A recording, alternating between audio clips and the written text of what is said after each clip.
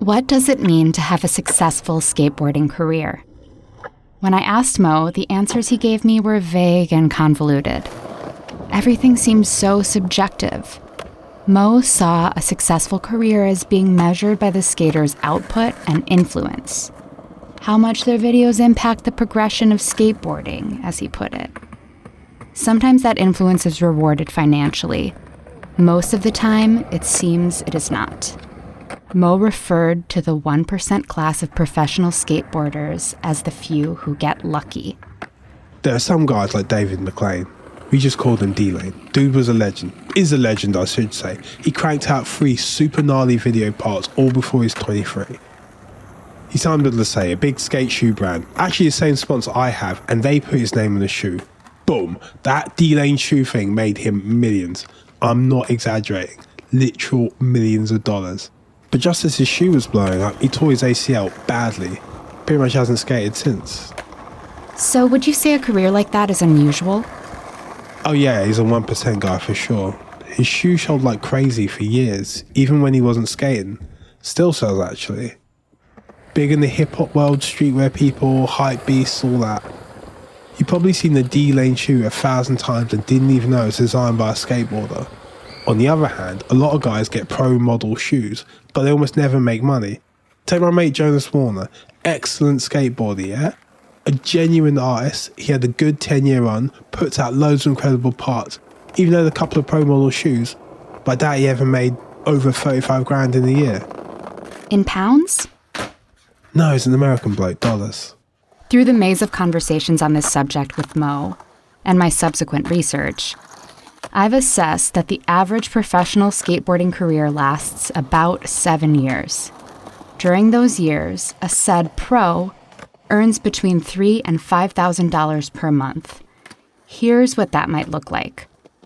A board sponsor might pay them between $500 and $1,000 per month. Shoe sponsor, anything between $1,000 and $3,000 per month. Clothing sponsor, about $1,000 to $2,000 per month. Energy drink sponsor, $1,000 to $3,000 per month. It's rare that a skateboarder maintains these 4 baseline streams of income for an entire span of their career. Usually, they'll bounce around, losing, say, an energy drink sponsor just as they land a clothing sponsor.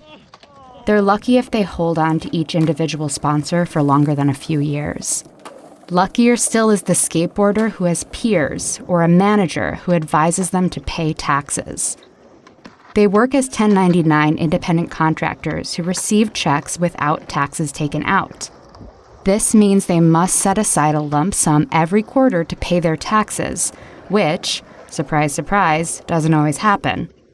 Thus, any net income gains from a sponsored skateboarder's career might catch up to them later as a hefty backdated bill from the IRS. And besides the meager income one might make, the chances of even getting there are minuscule. Here's Mo on the subject. I mean, think about it. The entire ecosystem of skateboarders, this multi-billion-dollar industry that sells footwear, clothing, skateboards, you've got kids all over the world who do it. They get good, they send out sponsor tapes. Everyone's chasing this dream. And only 15, 20 of them become pros in a given year.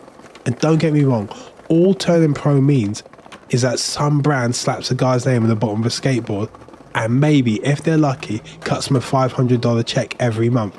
Some of the guys only get royalties, which might be $500 a year. Think about how mad that is. Despite everything, according to Mo's worldview, there is still a sense of honor in the process. With such little money at stake and such a low probability of even making it, I asked him why people bother even going for it. It's just something you have to love. You can't go into it for the money.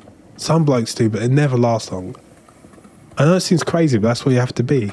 Crazy enough to want to blow your youth and working knees on this random passion. But hey, I've no regrets. Mo compared the end of a pro skateboarder's career to a cliff.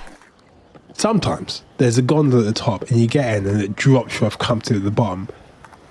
Other times there's a slide to carry you down, a steep, scary one, but secure nonetheless. Like this one time we went to the Great Wall of China, yeah? And we took a wild, twisty-turny slide down from the top of the wall to the bottom of the mountain it sits on. So a slide like that, But most of the time, you just slip and fall down that bloody cliff, tumbling and rolling with no idea where the fuck you'll turn up. Mo's career was approaching that same cliff. He hadn't said as much, but after reading a journal he left behind before his disappearance, I learned he was about to lose his primary source of income, and he didn't know what he was going to do next. From the age of 16, the big athletic brand Lycée had been Mo's primary sponsor. His first contract was for €12,000 a year, which had doubled by the time he was 18. At 20, he signed a 4-year contract for €50,000 a year, which also included a nearly unlimited travel budget.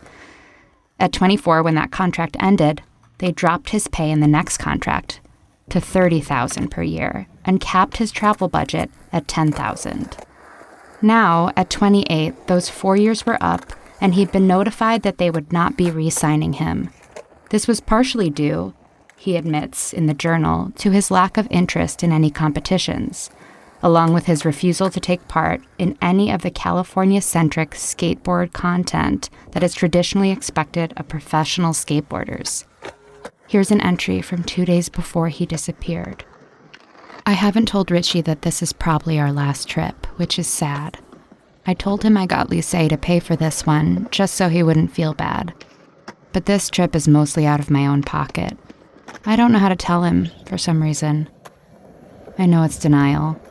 I don't want to ruin the vibe. He can feel so guilty about things. I don't want him to feel that way for this one.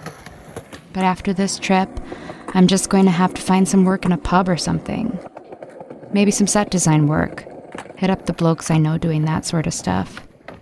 Funny how it seems to be the go-to skater gig in every major city. Could be good to use my hands, do some manual labor, just for the time being, whilst I figure something out. It won't be too bad, I guess. Pub gig would be the best, though. I've always wanted to tend bar. I just have to accept that there's nothing I can do about it. The gravy train is over. Time to move on. Chapter 13. Wednesday, July 3rd. Nina hears the door close, and she opens her eyes. Everything is dark. Wait, she thinks, did he just leave? She remembers him saying he had to go, but the memory is fuzzy. They'd been on a beach somewhere, not this hotel, and though it had been Mo's voice, his face looked like her ex-boyfriend's, Eric.